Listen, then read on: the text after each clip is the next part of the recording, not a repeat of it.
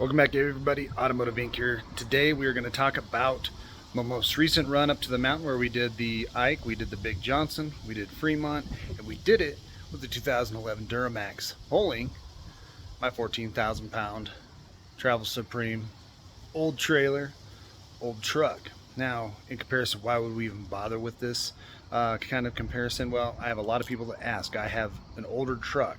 Should I replace it with the new ones? And we've talked about it. I'm going to talk to you about how this truck did, being that old, being substantially older. And then there are a lot of people saying, well, I think I would need a diesel. Not sure I want a gas, even though I've ran those on the channel a ton, and there's tons of videos, so you can go check those out to see how those did. A lot of people are still saying they think they need a diesel, but don't want to pay the high price. Well, if you can find an older gem like this, then this might actually be something that makes sense. Go out and find an 11 crew cab. This is just an extended cab. This truck with the extended cab short bed is rated 18,000, so it pulls everything that I would need to pull. Granted, the older trucks, the gassers now pull over 18. Kong did. Low-key pulls more than that, but I don't necessarily need that. So when you put it into comparison, we're going to talk about engine temps, trans temps, everything like that, fuel economy, and that way you can make a good decision, because you might have one of these and a new engine might be 15 grand, but a new diesel truck is 100,000. So you can make a financial decision in that range too. But at the end of the day, let's get talking about it. So when you hop in this older truck, guys, you can see everything's analog, nothing crazy digital, no crazy safety tech. Now this is an SLT2, everything but nav and cooled seats, but some of that stuff wasn't available in these trucks back then, and I'm okay with that. Why? Because you can buy a Bluetooth thing to sync with this, but at the end of the day, does the truck actually get down the road and work? Now, I did some videos earlier about fuel economy, empty and stuff like that, and I will link those down below. Now, I did have a lot of people say, why are you even bothering with this? But I actually had a lot of good response in regards to actually putting this out. And again, the reason is, as the trucks get more and more powerful, having all that powerful engine and stuff like that, it's great. It's nice to have. I had a Gen 1 L5P diesel Duramax. The fuel economy was subpar. The engine brake, exhaust brake, whatever you want to call that bad boy, was dismal. And so when people say, well, I want to have a diesel for the exhaust brake alone and the potential fuel economy, I didn't see that with my Gen 1 L5P. Now, I've had a lot of watchers that have already even traded off their Gen 2 L5Ps for Power Strokes or even Cummins. And at the end of the day, their main thing was, hey, fuel economy was poor for what they expected, and the exhaust brake was poor, and that was my experience too. I've had a few watchers come and say, you know, well, you just got to know how to use it. Now, coming from being a truck driver, professional truck driver, Peterbilt, Volvo, all those stuff, for me, an exhaust brake should, if it's turned on, activate the minute the throttle is lifted off, period. And I shouldn't have to gear down to get more out of it. I should be able, especially on an automatic, I should be able to tap the brake and get that juice without having to do it. This LML, in my experience, I had a 13 crew cab 1 ton, is the same with this LML. And immediately, as soon as you let off the throttle, the exhaust brake, if it's on, kicks in and starts slowing you down. And it is really good in this truck.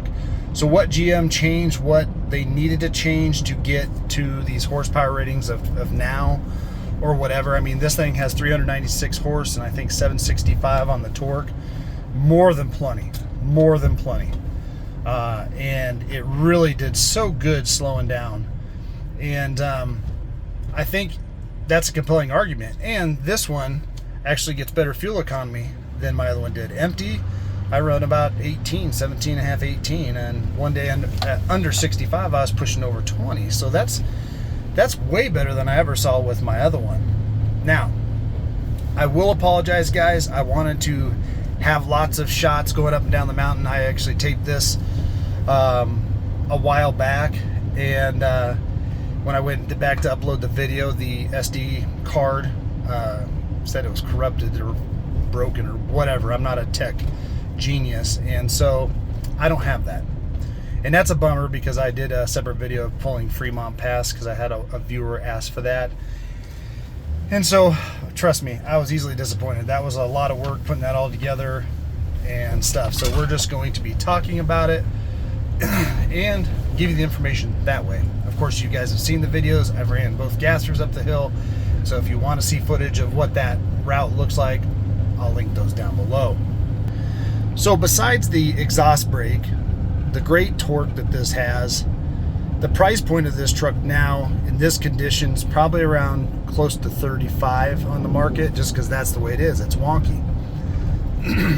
But that being said, that's still about $65,000 cheaper than a brand new diesel. And again, compared to the new Power Strokes I've driven, their engine exhaust brakes can't match this one even.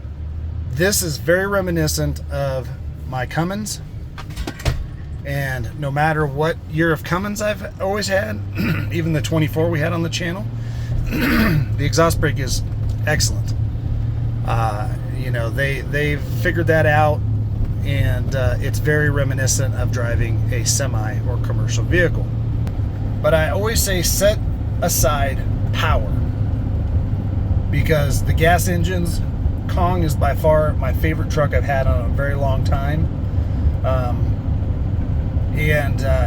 It being a gas, the minute you let off the throttle, that transmission started slowing that truck down. Now, that's annoying in the city when you're not towing, for sure. But being a tow vehicle, I mean, that's the main drive of that vehicle. It's really good. And why that can't correlate into how the L5P works, I don't know. I just don't know. Now, comparing a Power Stroke to a Gen 1 L5P, yes, the engine exhaust brake is better than the Duramax. Now, I would be interested in seeing how the Gen 2 feels, and I know you can gear down and get that exhaust brake to do it. You can shift and everything. But really the way they design these is really for you to have the option to use the manual mode and select gears. But really the functionality is it for it to do it on its own. So we talk about power, we talk about the exhaust brake, we talk about how the transmission correlates where the rubber meets the road. But even in 2011, the GM trucks, period, fast forward to 24, the handling in that 2500 was so good towing, in the wind, in the sway, everything through the mountains, versus even my Ford, my 24 Ford. I feel like needing to slow down in some of these curves more than I normally would. I obviously we're not speeding, but I felt like the truck kind of leans more and sways more. So I like control, not just power. And 2011 to all the way to 24, this truck handled the mountains excellent. I mean, it just did really good. And I like that. The steering feedback in the Chevy is heavier than the Ford. I would say it's comparable to the Ram. But one thing I noticed about the Ram 3500 that we ran on the channel is even towing the lighter trailer, it really felt light in the front end. It really felt, again, like I needed to push, slow down even more so in the curves. And that's not necessarily typical of what you absolutely need to do. You should be able to handle it, at the recommended curve speed. But that was a big reason why I was turned off from the 24 Ram, because I was like, what did they do from 2015 2015 was my Ram Mega Cab dually, and take the dually out of it because I had Rams before that weren't dualies, and the control was not as good. So this is where GM shines all the way back to 2011. I hadn't realized how good my 13 handled sway control, especially when you're towing a fifth wheel or a long pull behind and you get that sway. It's nice that the truck steering and suspension play together so nicely, and that's something that I think everybody needs to take into consideration. Another thing I want to talk about is the brake feel. The brake feel in this 2011 is way better than what I had in my 21 Chevy. Why? I have no idea. Now, By the time we get to 24 in Kong, the brake feel was way better, but it wasn't even the same as this older truck. So the brake feel in this, you barely touch the brakes they're in. It's not a new truck. It has about 66,000 miles on it. So really, the brakes have been used plenty. My pops pretty much used it for towing. So, you know, the brake is just good. It's almost like the Ford. And the Ford, I feel, has really good reactive brakes. So that's another thing to think about. So when we talk about all of this cool swag you can get in the new trucks, and is it that important? And really, do you need all that power and stuff like that? I always say 10 to 20% more than what you need. So if your trailer weighs 12, you probably need something that can tow up to, 14 and a half, 16,000 would be okay. If you want to go complete overkill, then go overkill. It's not necessarily a bad thing, but usually that costs you money.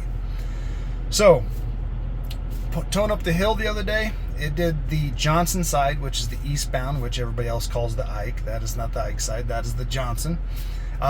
This ran up in 8 minutes, doing the speed limit, 0 issues. The max RPM I saw was 2,300. So again, that's kind of how diesel makes its power, low RPM, versus the gassers. They're meant to get higher up in the RPM range to keep the torque band and the speed up. 6-speed had no issues. So I know we like the 10 speeds and stuff like that, but this Allison is great. So, take it for what it is. This era of truck is not impervious to having issues, but even if you had those issues, you're still not talking $100,000 fix. So the highest trans temp, and this was going up both ways, that I ever saw was 168 degrees, and typically this truck runs eerily low in trans temps. And I know because I get this every time, Ford has designed their transmission with full synthetic fluid to run in the higher temp ranges. That's okay. Okay? That is okay. However, the higher the temps, we all know it breaks down stuff more often. So how GM keeps their trans temps down, usually below 200 versus 239. I mean, Loki's high range is 265 on the trans temp. That's crazy. But if it's within spec, that's fine. However, you also have the people come out saying, well, the 10-speed torque shift has all these problems. I don't know. All I know is if you lay anything out in the sun for a while, the sun will run it because it has heat, it has UV. And I think temperature is a destroyer. No matter even if it's meant to be within the range, you would prefer it to be lower. So that was great in this truck. Now, when it comes to engine temps, this thing sits at 210 or less, period. And so did Kong. So at the end of the day, it's pretty crazy versus the Ford. It peaks up there. The Ram does pretty good managing their temperatures also. I never really experienced too much high heat issues in any of my Rams. But again, all within spec. So this is not a ding on the Ford for running higher temps. I've confirmed that. I've made a video on it, and that is all good. But at the end of the day, this thing did that. Now, going up, there is a parlay when it comes to fuel economy. Fuel economy, I got stuck. There was a bad accident. God bless the families that had. There's a triple fatality. So sad to hear that. It's one of those things. But had to zigzag through the metro to get out. And so the up economy was 9.9. And coming back, obviously, lots of downhill, so a lot more coasting.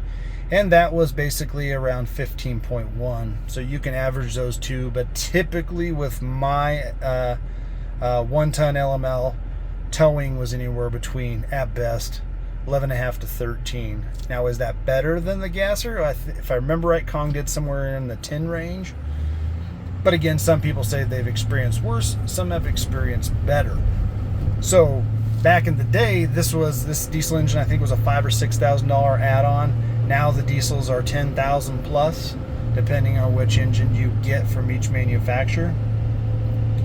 But really, if you think you need diesel, and I would encourage you to not do a 08 or newer diesel just because of the emissions regulations, you really just can't drive them around, commute, drive to the store. They really need to be working the full time, or you're going to be dealing with a lot of emissions issues probably before 100,000 miles. The diesel cost here It ranged to being even price to 20 cents higher to 5 cents cheaper. So when people say, you know, I'm going to get that cost back in the engine, I've balanced it out. Even getting 4 or 5 more miles the gallon, it's going to take you 250,000 miles to negate just the cost of the engine. But we did all the maintenance on this, the oil changes. You need more oil, you need fuel filters. And I know people stretch their maintenance out, but I would highly encourage you to not do that. So obviously on a gasser, maintenance is going to be cheaper. And in the long run, over time, if you really run it 250,000 miles and you maintain it really well, you're going to come out still cheaper on the gas side versus the diesel. Now, in the 23 Chevy that I put on the channel a while back, it basically was needing to regen like every day, and I just drove it to the gym, didn't do any towing, and it was high idling trying to do that DPF clean out often. The Rams seem to do pretty good with that, having to do it less. Our Power Strokes at work also, even all they did was tow, and they were still basically regenning every other day. So besides the DEF cost, it's all of that heat that it takes to do a regen. All of that again is breaking down your components, and eventually it's going to cause more maintenance. So at the end of the day, I look at it like this. I haven't experienced one high idle phase in this truck or any regens needed. If you're going to go diesel and the truck says it needs a regen, you need to keep driving it just so you can prevent all that buildup in heat. Don't go home and shut it off and it's a pain in the rump, because if it says on your way home from work, you're going to have to stop and do it. So I haven't experienced that with this, and even my 13 LML regens weren't as often, but again, pretty much it just towed. I have a commuter car, so really this one's sitting better half of 2.5, 3 years almost, and not getting driven. I'm surprised it didn't need a regen, but the way it does its system, I think, is probably better than the newer ones, because the newer ones are even more restrictive than it was in 2011. So at the end of the day, those are the numbers running up Fremont, Johnson, the IKE, and it's about a 180 mile clip, I think, doing that rip. And it really was a joy to drive. I like getting away from all the tech sometimes. It's neat to have 97 cameras, even though I pretty much just love the bed camera. And then the backup camera helps, you know, if you like backing into spots, which usually I do. But really, all the other stuff this truck does just fine. So those that are on the fence about buying a new diesel versus an old diesel, or a new truck versus an old truck, I would tell you to do this. Look hard at the new gas options, not the Hemi. I know a lot of people love the Hemi, but look at, you know, the L8T, look at the Godzilla, and see if one of those will fit your parameters, but save your 10 grand.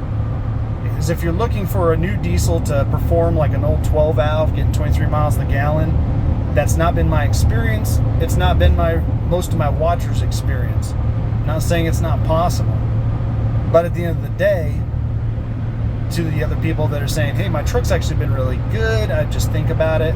With all the aftermarket stuff now that you can get for backup cameras and bed cameras and all of that other stuff, I don't think I would encourage you to go out at this point in time, with especially no changes coming in 2025 for any of the big three, APRs being stupid, the economy being the way it is, the prices being higher than they ever have been, and that's going to be the same for 25. The prices are going up on all the trucks, right around probably that 15 to 2,000 mark, and they're already expensive. So really, I would probably tell you guys, don't bother. If you have a good truck and it fits your towing needs, I think you stay with that, especially if you like your truck, it's been a good truck, because even maintenance, even replacing an engine is going to be cheaper than going out and buying one of these, and people are still experiencing a lot of problems. For me personally, I would love to be back in an LAT Chevy gas, and I think that that potential will probably happen. Once they change it, we'll need to bring something new to the channel. over the Ford, just because hands down the GM product is a better handling and towing truck. The most powerful? No. Is it the sexiest? Well, that's an opinion only, because some people love it, some people hate it. But at the end of the day, that's what makes this comparison unique and fun, because I think that this diesel is better in its overall handling ability, fuel economy, exhaust brake, and even emissions control system. It's better than a current 2024, or at least a 23, because I've driven a 23 version basically. So at the end of the day, guys, I apologize you don't have all the beautiful mountain majesty behind this video, and instead you get a chance to look at the good Lord sunrise, as Scarlet is what my mom and dad called this truck, is heading back out to be put back in storage, and we'll be bringing Loki back up, and we'll have a new run for Loki coming up here in just a little bit of time. Appreciate you guys always being here. Again, make sure you smash the subscribe, help a small channel out. If you don't mind, give me a thumbs at the end of the video, and hit the notification bell so you know when the new content is coming out. And as always, guys, be safe out there. Comment below if you want to see a specific video made, and we will catch you on the next one.